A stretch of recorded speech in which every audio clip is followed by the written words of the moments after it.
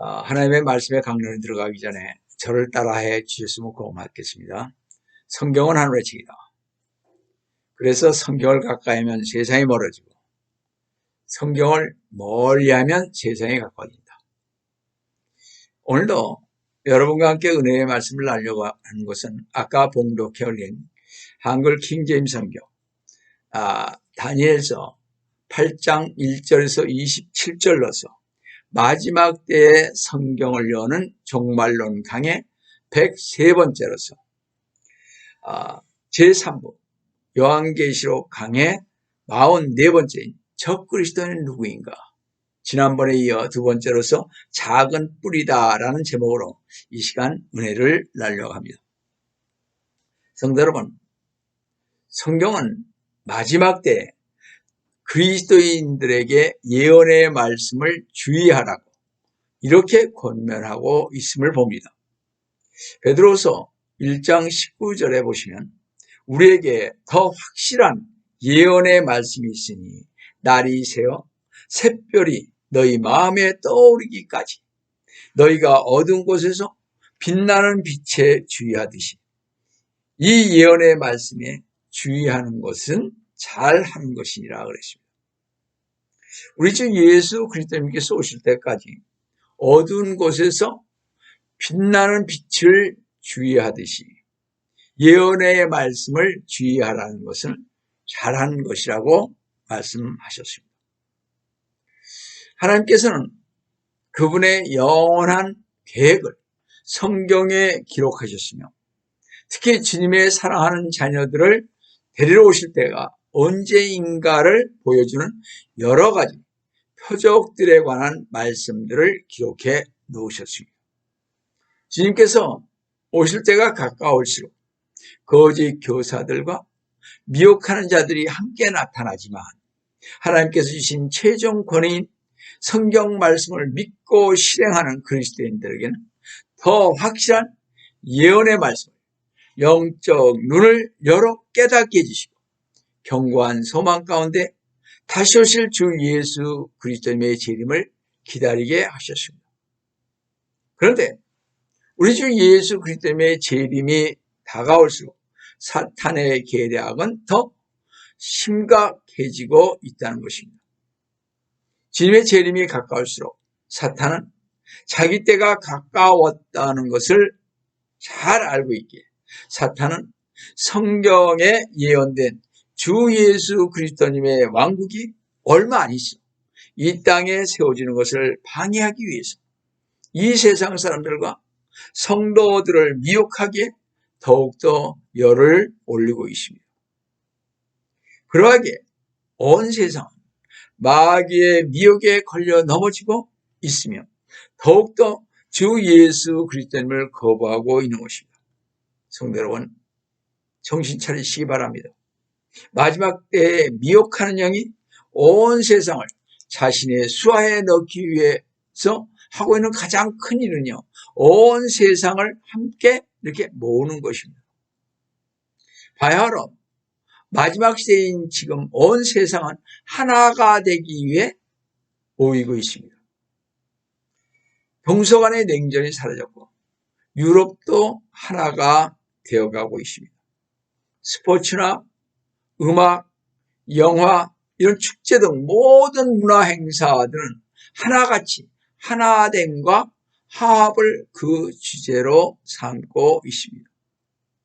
물론 아직도 세계 각국은 자국의 이익을 위해 싸우지만 오히려 그렇기 때문에 화합이라는 것은 큰 미덕으로 자리 잡고 있음을 봅니다. 그러나 그 화합이라는 자리에는 우리 주 예수 그리스도님은 없다는 사실입니다.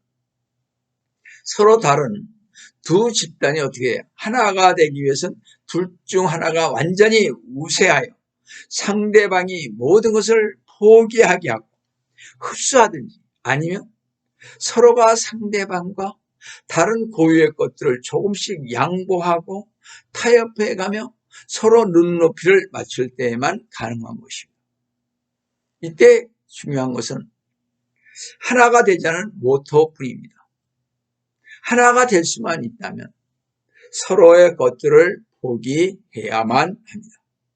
어떠한 희생을 치르더라도 연합 자체가 숭고한 목적이라면 연합만이 절대적일 뿐 그 외에는 모두가 상대적인 것입니다. 여기에는 신앙도 예가 될 수가 없습니다.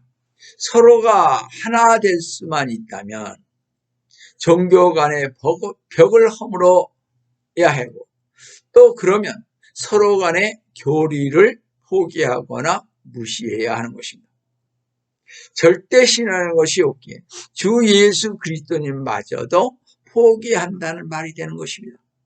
이것이 바로 인본주의이며 이것이 뉴에이지 사상이기에 기독교 신앙이 자리 잡을 수 없고 자연히 성경적 기독교 신앙은 이 거대한 화합의 자리에서 밀려나게 되는 것이고 그러므로 우리 시온 선교 침례교회가 가지고 있는 신앙은 그들에게 독초가 되는 것입니다.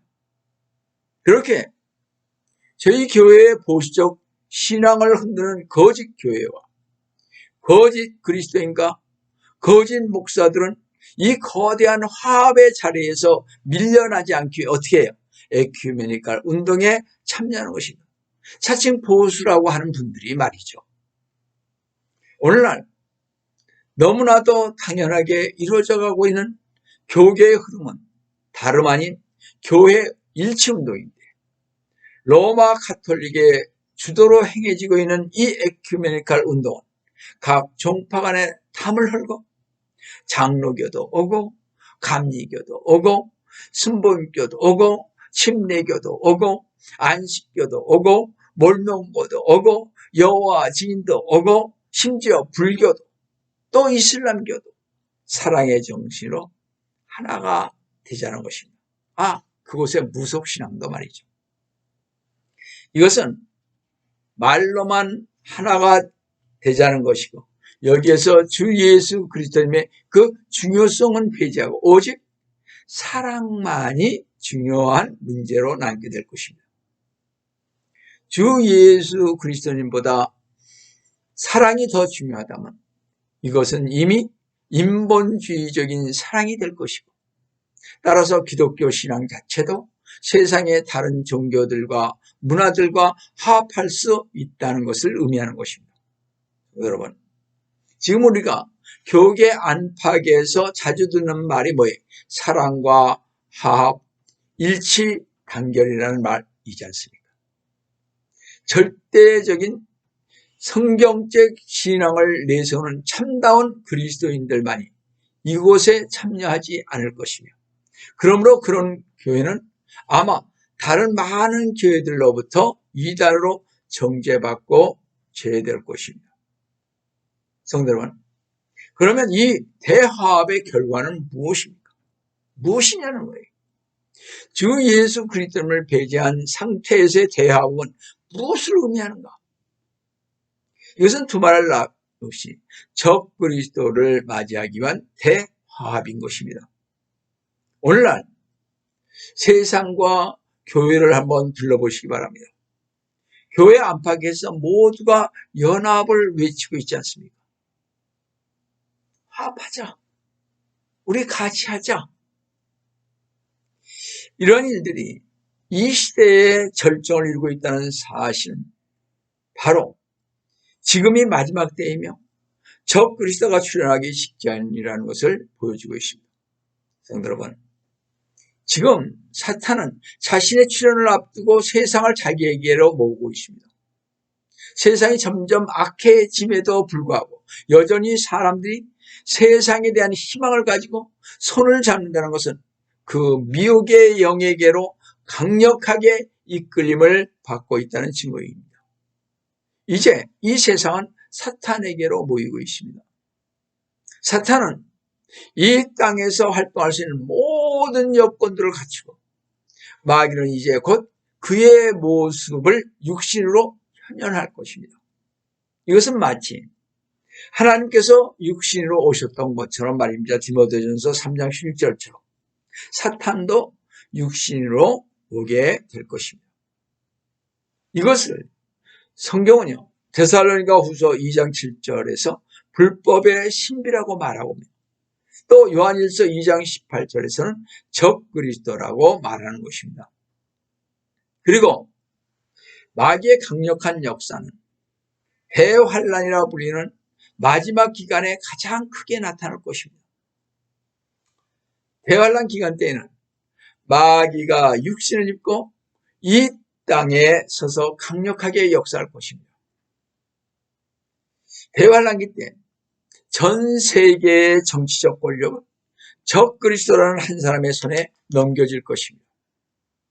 이 적그리스도의 권력과 세계를 향한 영향력은 대환란기 전 3년 반에 세워질 것이며, 후 3년 반에는 세계를 역사상 가장 비참한 상태로 몰아넣을 것입니다.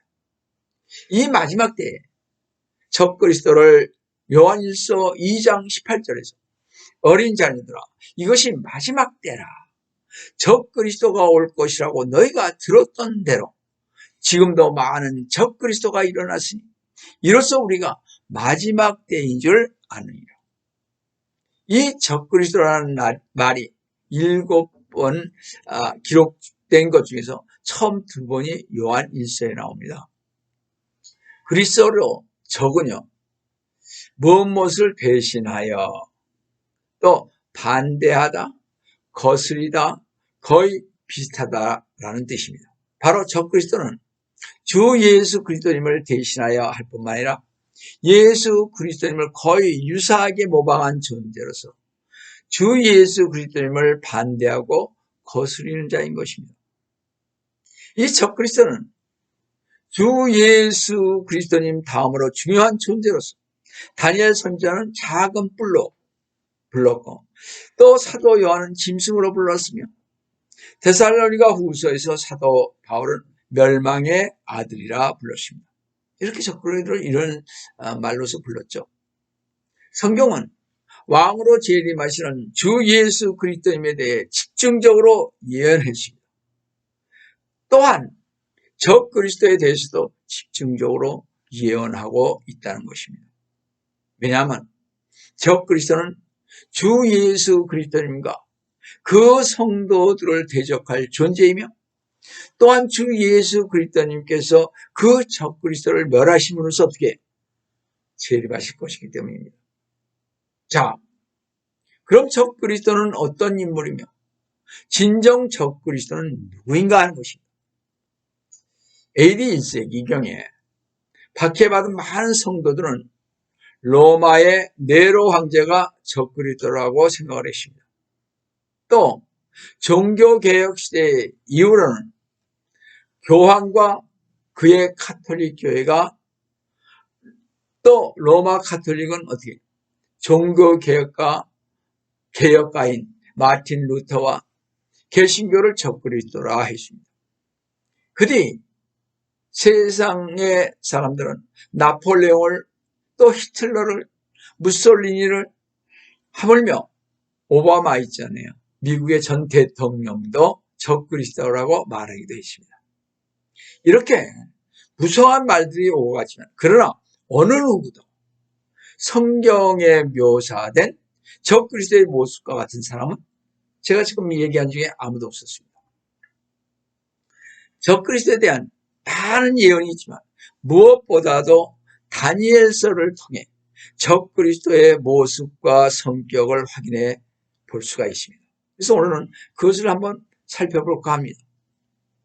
다니엘서는요, 요한계시록과 데살로니가서와 더불어 종말에 대한 예언이 풍성하며 적그리스도에 대한 예언이 풍성한데, 특히 다니엘서 2장, 7장, 8장, 9장, 11장에는 적그리스도와 그의 왕국을 자세히 예언하고 있습니다.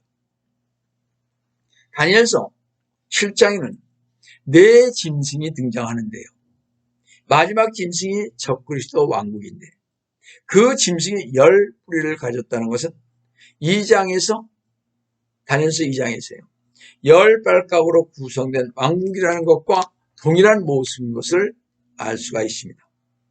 전에 제가 다 설명을 했죠. 여하튼 그 뿔들 가운데서 작은 뿔이 나오는데요. 다니엘서 7장 8절에.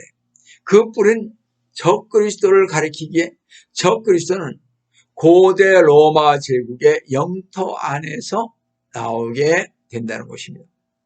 그런데 다니엘이 8장에서 또 환상을 보았는데 이번엔 뿔이 둘 달린 양과 뿔이 하나인 염소를 보았습니다. 다니엘서 8장 20절을 보시면 네가 본 두 뿔을 가진 그 순양은 메디아와 페르시아의 왕들이에요. 그러니까 두 뿔이 있었잖아요. 그 순양이 두 뿔인데 그 두 뿔은 메디아와 페르시아의 왕들이라고 그러십니다. 또 21절을 보시면 그 거친 순염소는 그리스 왕이며 한 것으로 보아 두 뿔을 가진 순양은 메디아와 페르시아요. 뿔 하나 가진 순염소는 알렉산더 대왕의 통치 아래에 있었던 그리스 제국인 것을 알 수가 있습니다. 이 메디아 페르시아는 지금의 어디겠습니까? 이란 쪽이겠죠. 이란. 그렇죠? 터키 쪽에서 이란 저 밑에 쪽. 자, 여하튼 근데 8장 22절에 보시면 이제 그 뿔이 꺾이고 그 대신 그 자리에 네 뿔이 났으니 네 왕국의 그 민족에게서 그리스 제국에서요 일어날 것이나 그의 권세는 미치지 못하리라. 염소의 뿔 하나가 꺾이고 그 자리에 네 뿔이 나타나는데 이것은요 알렉산더 대왕이 죽은 후에 왕의 네 장군, 그리고 알렉산더 대왕의 밑에서 네 장군이 있었죠. 그 네 장군에 의해서 그리스 제국이 분할할 것을 예언한 것입니다. 사실 역사적으로 그렇게 됐죠. 다니엘 8장 8절에서 9절을 보시면 그러므로 그 순염소, 제가 얘기할 것은요. 그리스 제국은 이 다니엘을 봤을 때는 그 당시엔 다니엘 봤을 때는 바벨론 제국이었습니다. 바벨론 제국 다음에 또 어디예요? 그 페르시아, 이란이었죠. 메디아 페르시아. 그 다음에 그리스니까 한참 뒤입니다. 적어도 한 300년, 200년 이상 된 그런 뒤에 일어난 일들을 지금 성경에서 말씀하고 있는 것입니다. 자, 다니엘 8장 8절에서 9절을 보시면 그러므로 그 순염소가 매우 강해지다가 강하게 되었을 때 그 큰 뿔이 꺾였으나 이는 두드러진 뿔넷이 하늘의 네 바람을 향하여 나왔습니다. 9절에 그중 한 뿔에서 작은 뿔 하나가 나와서 남쪽과 동쪽과 아름다운 땅을 향하여 심히 커지더니 순염소가 강해졌을 때 알렉산더 대왕의 죽음을 의무한 것이 큰 뿔이 꺾였다는 것입니다. 여러분이 알다시피 알렉산더 대왕은 33살의 나이로 인도를 점령하고 돌아오는 길에 바벨론 도시에서 사망했습니다. 그 알렉산더 대왕 대신 네 뿔이 나와서 그리스 제국을 넷으로 분할하여 알렉산더 대왕의 부하인 네 장군에 의해서 다스려졌죠. 자, 이 네 분할국 중에 하나에서 또 다른 작은 뿔이 나왔습니다. 네 나라 중에서 다른 하나가 나왔다는 거죠. 이 유대 역사가인 플라비우스 요세푸스에 따르면요. 이 작은 뿔은 시리아 지역을 다스렸다. 그러니까 알렉산더 대왕 밑에서 있었던 네 장군 중에 하나인 그 시리아를 다스렸던 셀라우키스의 후계자인 안티오커스 아피파네스를 가리킨다고 했습니다. 그러나 비록 안티오커스가 시리아를 다스리게 했으나 그는 시리아인이 아니었죠. 이것에 우리는 주의해야 할 것입니다. 그는 그리스인이었습니다. 지난번에 말씀드린 것처럼 담 지파의 스파르타와 트로이의 후손일 것입니다. BC 168년 안티오코스의 에파피네스는요, 예루살렘을 정복한 후 성전에 모여서 돼지를 제물로 바쳤던 것입니다. 이들은 이스라엘 백성들은 돼지를 제단에 바치지 않죠. 소를 바치죠. 양을 바치죠. 자, 보세요. 그래서 이것은 멸망에 가증한 것을 희생제물로 바친 것입니다. 이러한 이유 때문에 다니엘은 작은 뿔이라는 단어를 사용하였습니다. 안티오코스 에파피네스는 적그리스도의 모형이요 장차 나올 제사람 곧 멸망의 아들의 모델인 것입니다. 이 시리아 장군이었던 안티오코스 에피파네스가 작은 뿔로 묘사됨으로써 다니엘은 미래에 나타날 적그리스도의 행위와 성격을 잘 나타내 준 것입니다. 다니엘 시대 이후의 사람들은요, 안티오코스 에피파네스라는 장군을 통해 장차 올 적그리스도인 작은 뿔의 행위와 그의 삶을 연구함으로써 장차 나타날 적그리스도의 성격을 파악할 수 있게 된 것입니다. 아주 잔인했다고 합니다. 이 장차 올 적그리스도는 안티오코스 에피파네스처럼 유대인들의 신앙심과 관습을 바꾸려 할 것입니다. 이것은 다니엘서 9장 27절에 언급되어 있는데요. 그가 적그리스도가요, 많은 사람들과 더불어 한 주 동안 7년 동안 언약을 확정하고 그 주의 중간에 대환란 7년 중간인 후 3년 반에요. 그가 희생제와 예물을 금지시킬 것이요. 그가 가증함을 확산시킴으로 황폐케 하리. 진멸할 때까지 할 것이며 정해진 것이 황폐케 한 자에게 쏟아지리라. 이렇게 말했던 것처럼 적그리스도는 마지막에 희생제사, 이스라엘 백성이 드렸던 그 희생제사를 폐지하고 멸망에 가증한 것을 성전에 세울 것입니다.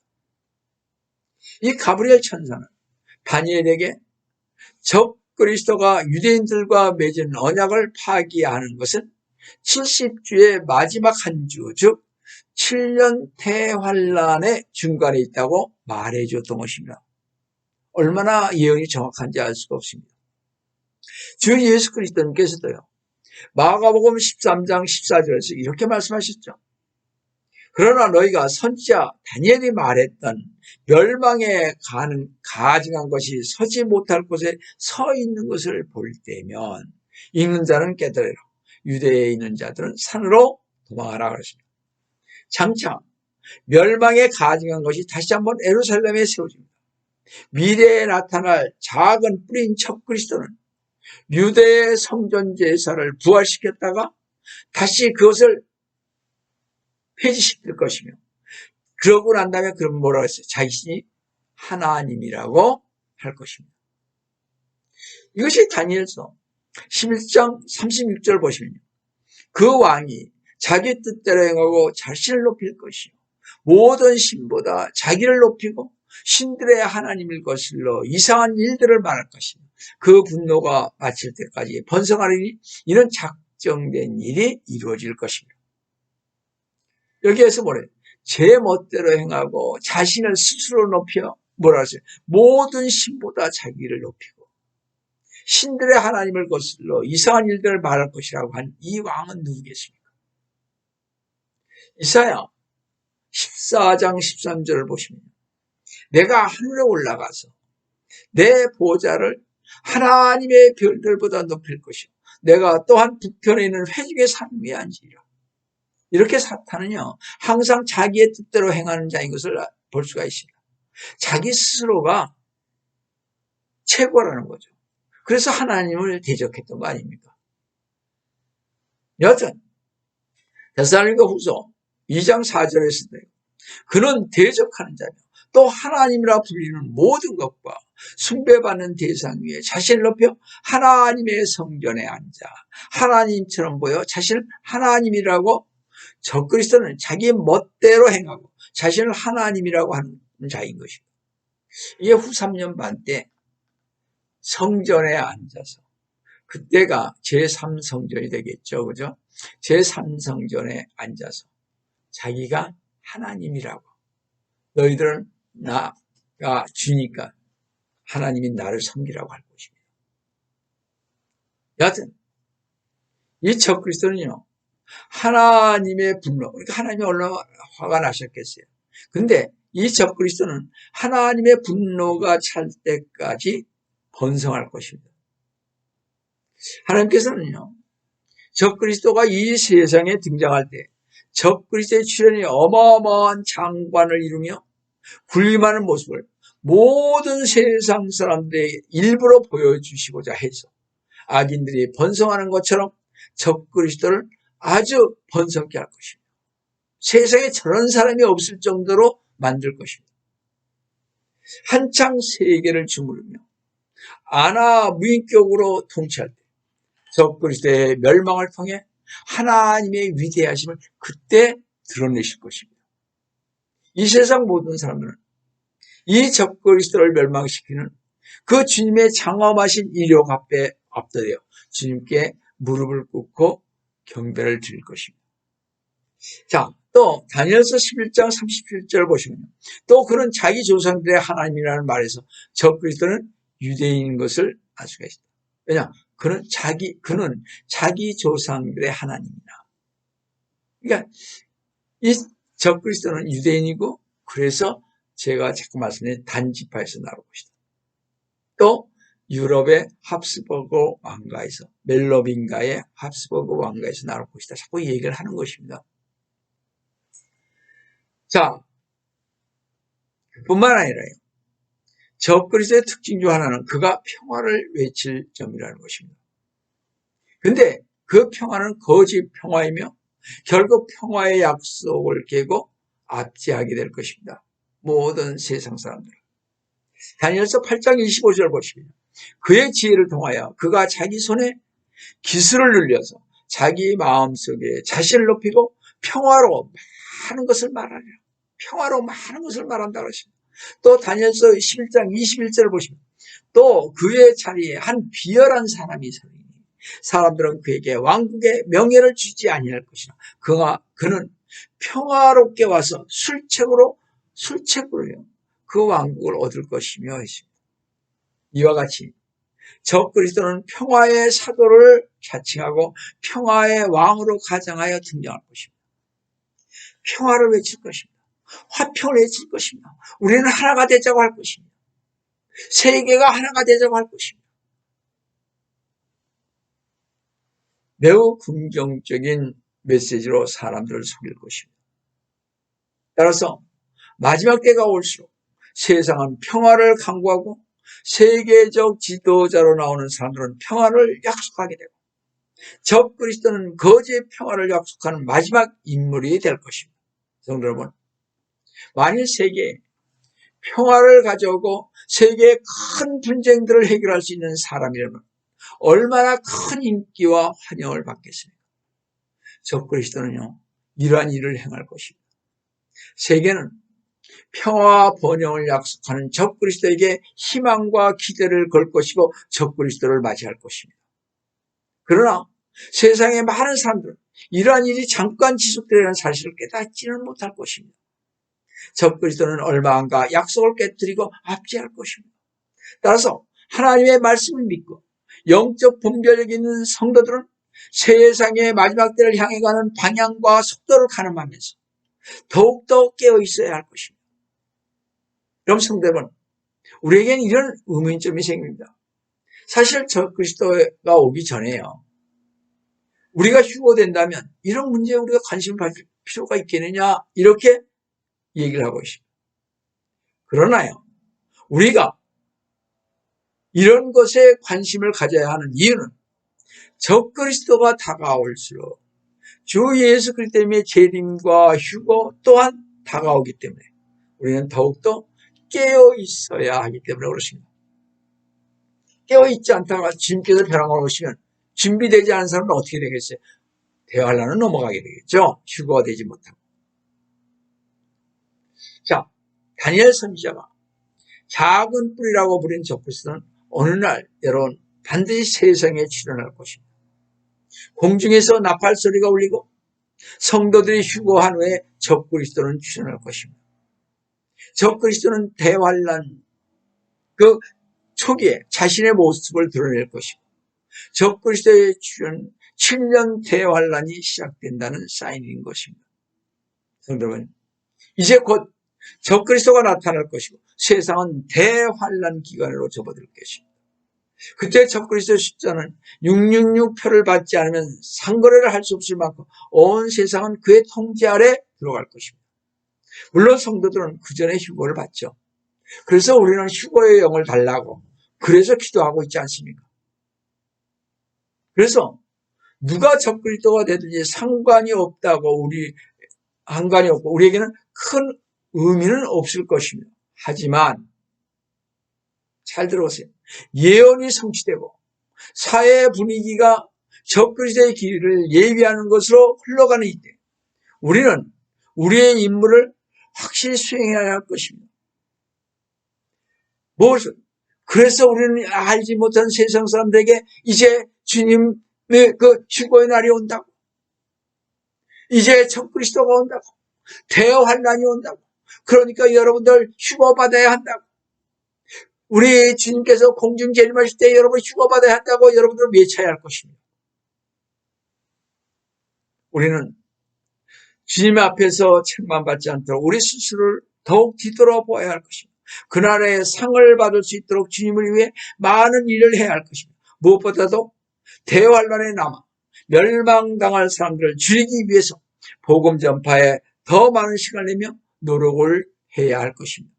성도 여러분, 우리는 이제 얼마 남지 않는 시간 안에서 세상에서 성별하고 믿음의 선한 싸움을 싸우며 주 예수 그리스도의 재림을 소망하며 신앙생활하는 삶을 살아야 할 것입니다.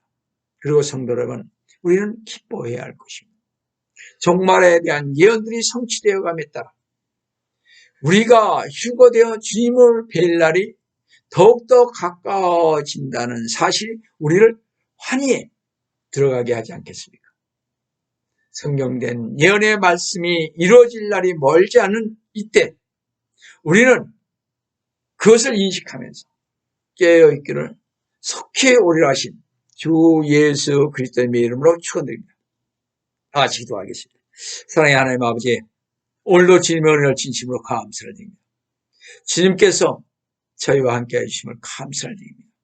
이 마지막 때에 되어질 일들을 주님 저희들로 하여금 영적 눈을 떠지게 하시고 그것을 보게 하여 주시고 또 그래서 저희들이 주님의 재림을 또 휴거를 증거할 수 있는 저희가 되게 하여 주심을 감사를 드립니다. 주님 저희들을 꼭 붙잡아 주실 줄 믿사오고 깨어서 주님만을 기다리는 저희들이 되게 하여 주실 줄 믿사오며 주 예수를 받들어 간절히 기도드리옵나이다.